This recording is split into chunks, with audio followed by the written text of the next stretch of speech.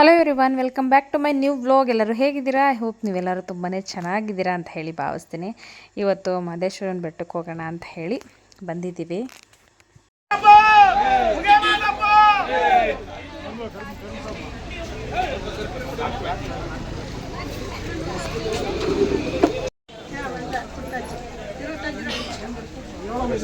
Final ಆಗಿ ತಾಳ್ ಬೆಟ್ಟಕ್ಕೆ ಬಂದು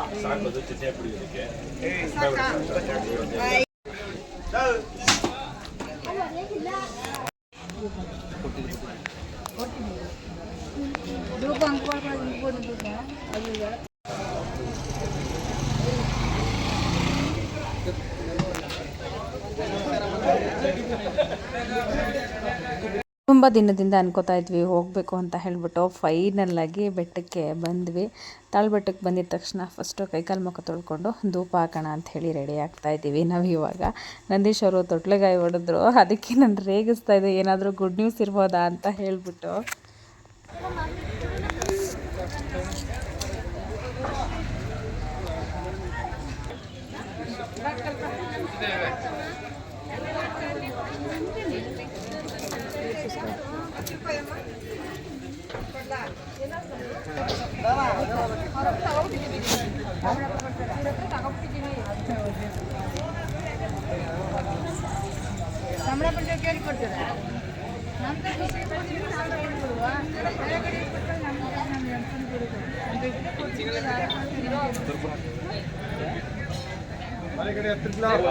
ನಂದೀಶ್ ಅವ್ರನ್ನ ನಾನು ಅವಾಗಲೇ ಕೇಳಿದ ಪ್ರಶ್ನೆಗೆ ನಗ್ತಾ ಇದ್ರೆ ಅವರು, ಮುಂದೆ ಇನ್ನೂ ತುಂಬ ಟೈಮ್ ಇದೆ ಬಿಡು ಅಂತ ಹೇಳಿಬಿಟ್ಟು.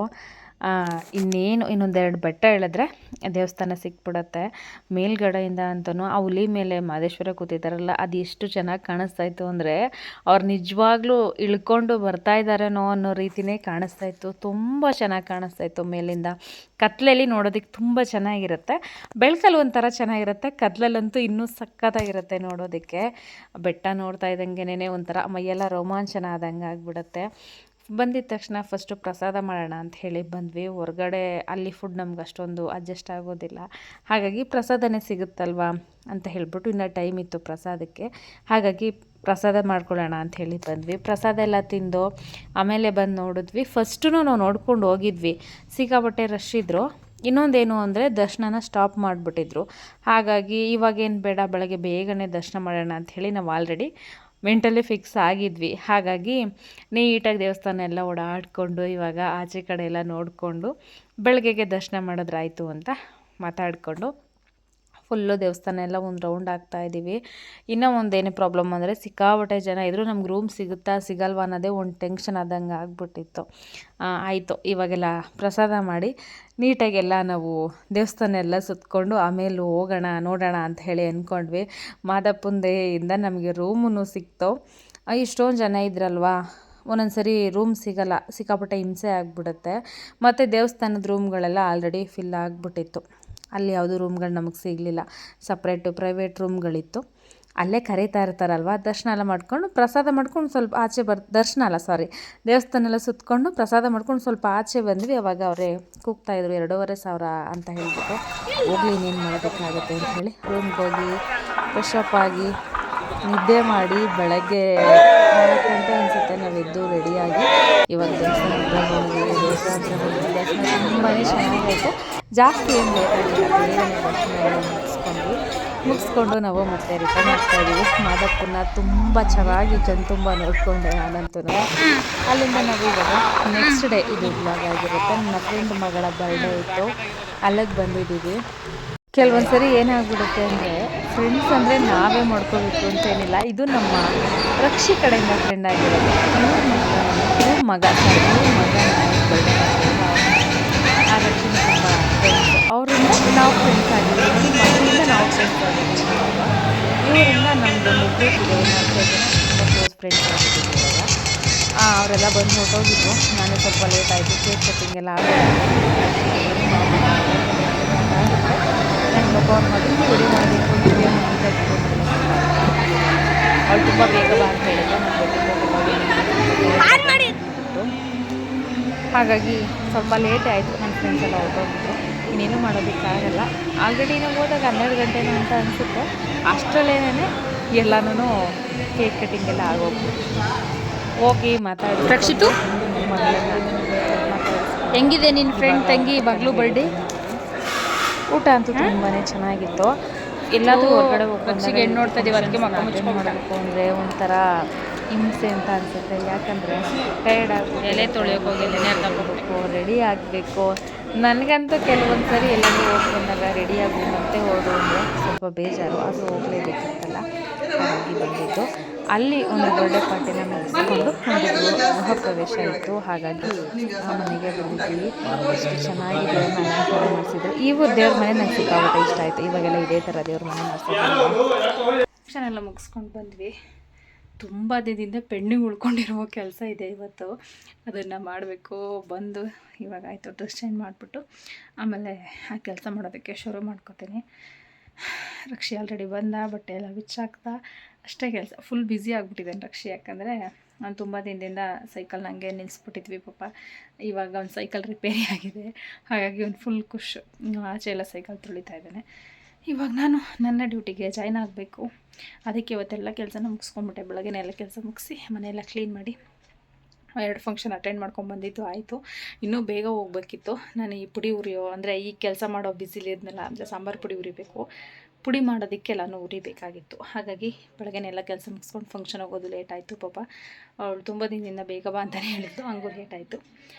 ಇವಾಗ ಎಲ್ಲ ಮುಗಿಸ್ಕೊಂಡು ಬಂದ್ವಿ. ಟೈಮ್ ಆಲ್ರೆಡಿ 2:45 ಆಗಿಬಿಟ್ಟಿದೆ. ಬನ್ನಿ ಕ್ವಿಕ್ಕಾಗಿ ಡ್ರೆಸ್ ಚೇಂಜ್ ಮಾಡಿ ಕೆಲಸ ಶುರು ಮಾಡ್ಕೊಳ್ಳೋಣ.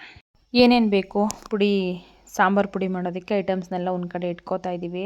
ಅದನ್ನೆಲ್ಲ ಉರಿಬೇಕಾದ್ರೆ ಎದ್ದು ಹೋಗೋದು, ಒಂದು ಮರ್ತು ಬಿಡೋದು, ಈ ರೀತಿ ಮಾಡಿಬಿಡ್ತೀವಿ ಅಂತ ಏನೇನು ಐಟಮ್ಸ್ ಹಾಕಬೇಕು ಏನು ಅದನ್ನೆಲ್ಲ ನೀಟಾಗಿ ಒಂದು ಕಡೆ ಇಟ್ಕೊಬಿಟ್ರೆ ಉರಿಯೋ ಕಡೆ ಸರಿ ಹೋಗ್ಬಿಡುತ್ತೆ ಅಂತ ಹೇಳ್ಬಿಟ್ಟು ಅಡುಗೆ ಮನೇಲೆ ಉರಿತೀನಿ ಅಂದೆ. ಅತ್ತೆ ಬೇಡ ಒಲೆಯಲ್ಲಿ ಉರಿಯೋಣ ಅಂತ ಹೇಳಿ ಒಲೆನ ಅವ್ರು ಹಚ್ಕೊಡ್ತಾಯಿದ್ರು. ನಾನು ಹಚ್ಕೊಡ್ತೀನಿ, ನೀನು ಉರಿ ಅಂತ ಹೇಳ್ಬಿಟ್ಟು. ಪಾಪ ಅವರೇ ಉರಿತೀನಿ ಅಂದರು. ಬೇಡ ನಿಮ್ಮ ಕೈಲಾಗಲ್ಲ, ನಾನು ಉರಿತೀನಿ ಕೊಡಿ ಅಂತ ಹೇಳ್ಬಿಟ್ಟು ನಾನೇ ಉರಿತಾ ಇದ್ದೀನಿ. ಫಸ್ಟ್ ಟೈಮ್ ನಾನು ಉರಿತಾ ಇರೋದು. ಅತ್ತೆ ಅಲ್ಲೇ ಕೂತಿದ್ರು, ಯಾವ್ಯಾವುದನ್ನು ಎಷ್ಟೆಷ್ಟು ಉರಿಬೇಕು ಅಂತ ಕೇಳ್ಕೊಂಡು ಅದನ್ನು ಉರಿತಾ ಇದ್ದೆ. ಇದು ವರ್ಷ ಪೂರ್ತಿ ಇಟ್ಕೊಳ್ಳೋದಲ್ವಾ, ಸುಮ್ಮನೆ ಹಾಳಾಗಬಾರ್ದು. ಹಾಗಾಗಿ ನೀಟಾಗಿ ಕೆಲಸನ ಮಾಡ್ಕೋಬೇಕು ಅಂತ ಹೇಳ್ಬಿಟ್ಟು ಅತ್ತೆ ಪಕ್ಕದಲ್ಲೇ ಕೂತಿದ್ರು. ಅವ್ರು ಯಾವ ರೀತಿ ಪ್ರೊಸೀಜರ್ ಹೇಳ್ತಾರೋ ಅದೇ ರೀತಿ ಮಾಡ್ತಾಯಿದ್ದೀನಿ.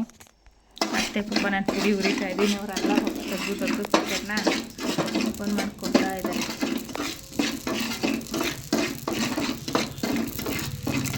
ನಂದೀಶ್ ಅವರು ನಾನು ಒಲೆಯಲ್ಲಿ ಈ ರೀತಿ ಉರಿತಾ ಇರೋದನ್ನು ನೋಡ್ಬಿಟ್ಟು ರೇಗಿಸ್ತಾ ಇದ್ರು. ಇನ್ಮೇಲೆ ಒನ್ ಟೈಮ್ ನೀನು ಒಲೆಯಲ್ಲಿ ಅಡುಗೆ ಮಾಡು ಅಂತ ಹೇಳ್ಬಿಟ್ಟು. ನನಗೆ ನಿಜವಾಗ್ಲೂ ಒಲೆಯಲ್ಲಿ ಅಡುಗೆ ಮಾಡೋದಂದರೆ ಇಷ್ಟ. ಆದರೆ ಈ ಹೊಗೆ ಬಂದರೆ ಆ ಕಣ್ಣೆಲ್ಲ ಉರಿಯುತ್ತೆ, ಅದೊಂದು ಬೇಜಾರು ನನಗಂತೂ. ಈ ಹೊಗೆಯಲ್ಲಿ ಯಾರು ಅಡುಗೆ ಮಾಡ್ತಾರೆ ಹೋಗ್ರಿ ಅಂತ ಪಾಪ ನಮ್ಮ ಅತ್ತೆ, ನಮ್ಮ ಅಮ್ಮ ಇವರೆಲ್ಲರೂ ಅವಾಗ ಪಾಪ ಯಾವ ರೀತಿ ಮಾಡ್ತಾಯಿದ್ರು ನಿಜ ಗೊತ್ತಿಲ್ಲ. ನಾನು ನಮ್ಮ ಅಮ್ಮರ ಮನೇಲಿ 1 ಟೈಮು 2 ಟೈಮ್ ಅಡುಗೆ ಮಾಡಿದ್ದೀನಿ ಒಲೆಯಲ್ಲಿ. ಅವಾಗಂತೂ ಚಿಕ್ಕ ಮಕ್ಕಳಿದ್ವಿ, ಒಂಥರ ಖುಷಿ ಏನೋ ಕೆಲಸ ಮಾಡೋದಕ್ಕೆ.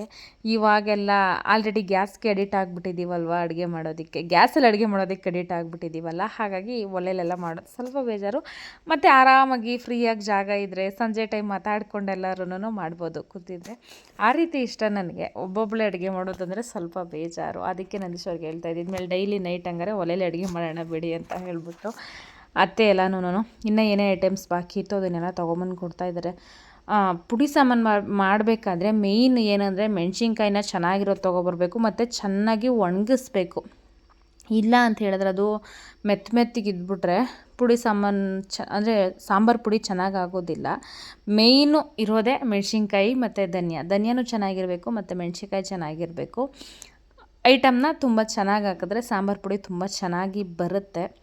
ಫೈನಲಾಗಿ ಪುಡಿ ಸಾಮಾನೆಲ್ಲ ಹುರಿದಿದ್ದಾಯಿತು. ಸಾಂಬಾರು ಪೌಡ್ರು ಐಟಮ್ಸ್ ಎಲ್ಲ ಹುರಿದು ಒಂದು ಕಡೆ ಎತ್ತಿಟ್ಟಿದ್ದಾಯಿತು. ಅಂದರೆ ಜಾಸ್ತಿ ಕೂಲ್ ಆಗೋದಕ್ಕೂ ಬಿಡಬಾರ್ದು, ಒಂದು ಸ್ವಲ್ಪ ಅದು ತುಂಬ ಬಿಸಿನೂ ಇರಬಾರ್ದು, ತುಂಬ ಕೂಲು ಆಗಬಾರ್ದು. ಮೀಡಿಯಮಲ್ಲಿದ್ದಾಗ ಹೋಗಿ ಮಿಲ್ಗೆ ಹಾಕ್ಸ್ಕೊಂಬಂದ್ಬಿಡ್ಬೇಕು. ಪುಡಿ ಸಾಮಾನೆಲ್ಲ ಹುರಿದ ಮೇಲೆ ಅಂದರೆ ಖಾಲಿ ಬಾಣಲಿನ ಹಾಗೆ ಇಡಬಾರ್ದು ಅಂತ ಹೇಳ್ತಾರೆ. ಅದಕ್ಕೆ ನಮ್ಮ ಕಡೆಯೆಲ್ಲ ಕಡಲೆಕಾಳು, ಕಡಲೆಬೀಜ ಏನಾದರೂ ಹುರಿತಾರೆ. ನಾನು ಕಡಲೆಬೀಜ ತಿನ್ನೋದಕ್ಕೆ ಯೂಸ್ ಆಗುತ್ತಲ್ಲ ಕಡಲೆಕಾಳಿಗಿಂತ ಅಂತ ಹೇಳ್ಬಿಟ್ಟು ಕಡಲೆಬೀಜನ ಹುರಿದು ನಂದೀಶ್ವರ್ ಬಂದರು, ಅವ್ರಿಗೂ ತಿನ್ನೋದಕ್ಕೆ ಕೊಟ್ಬಿಟ್ಟು ಇವಾಗ ಮಿಲ್ಗೆ ಹೋಗ್ತಾಯಿದ್ದೀವಿ. ಮಳೆ ಬೇರೆ ಬರೋ ಥರ ಇತ್ತು.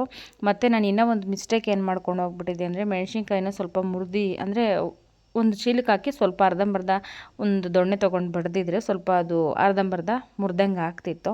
ಪಾಪ ಮಿಲ್ಲಲ್ಲಿ ಸ್ವಲ್ಪ ಅವ್ರಿಗೆ ಒಂದೊಂದು ಸ್ವಲ್ಪ ಕಟ್ಕೊಂಡಂಗೆ ಆಗ್ತಾಯಿತ್ತಂತೆ. ಆದರೂ ಪಾಪ ಅವರು ನಿಧಾನಕ್ಕೆ ಪೇಷನ್ಸಿಂದ ನಮಗೆ ಸಾಂಬಾರು ಪೌಡ್ರನ್ನ ನೀಟಾಗಿ ಮಾಡಿಕೊಟ್ರು. ಫೈನಲ್ಲಾಗಿ 1 ವರ್ಷಕ್ಕಾಗುವಷ್ಟು ಸಾಂಬಾರು ಪೌಡ್ರು ರೆಡಿ ಆಯಿತು. ಇದಕ್ಕೆ ಎಷ್ಟು ಐಟಮ್ಸ್ ಹಾಕಿದ್ದೀವಿ ಏನು ಅದೆಲ್ಲ ನಿಮಗೆ ನೀಟಾಗಿ ಬೇಕು ಅಂದರೆ ನನಗೆ ಕಮೆಂಟ್ ಮಾಡಿ ತಿಳಿಸಿ, ನಾನು ನಿಮ್ಮ ಜೊತೆಗೆ ಶೇರ್ ಮಾಡ್ತೀನಿ. ಇವತ್ತಿನ ವ್ಲಾಗು ಇದಾಗಿತ್ತು. ಈ ವ್ಲಾಗ್ ನಿಮಗೆಲ್ಲರಿಗೂ ಇಷ್ಟ ಆಗಿದೆ ಅಂತ ಅನ್ಕೋತೀನಿ. ಪ್ಲೀಸ್ ನನ್ನ ಚಾನಲ್ನ ಸಬ್ಸ್ಕ್ರೈಬ್ ಮಾಡ್ಕೊಂಡು ನೋಡಿ. ಸಬ್ಸ್ಕ್ರೈಬ್ ಮಾಡ್ಕೊಂಡು ನೋಡ್ತಾ ಇರೋರಿಗೆ ತುಂಬಾ ಧನ್ಯವಾದಗಳನ್ನ ತಿಳಿಸ್ತೀನಿ. Thank you for watching. Love you all.